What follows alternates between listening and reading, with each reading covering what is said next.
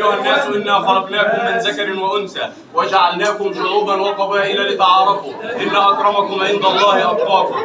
ويقول تعالى: ومن آياته أن خلق لكم من أنفسكم أزواجا لتسكنوا إليها وجعل بينكم مودة ورحمة إن في ذلك لآيات لقوم يتفكرون. ويقول المصطفى الكريم صلى الله عليه وسلم: تناكحوا تناسلوا تبصروا فإني مباهن بكم الأمم يوم القيامة.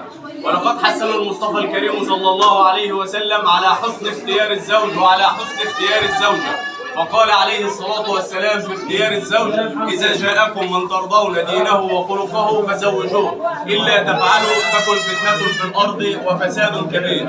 أما عن اختيار الزوجة فقال: تنكح المرأة لأربع: لمالها وجمالها وحسبها ودينها فاصبر بذات الدين تيبت يداك.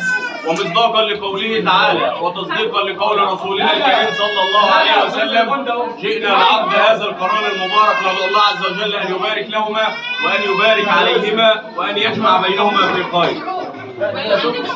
بسم الله والصلاة والسلام على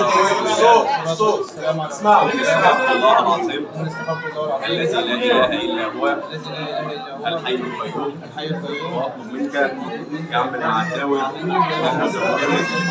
وكيلتك بنتك آية المعداوي عبد العاطي لنفسي البنت البكر المكلفة الرشيدة على كتاب الله وعلى سنة رسول الله المسمى بما بين عاجله وآجله. والصلاة والسلام على رسول الله.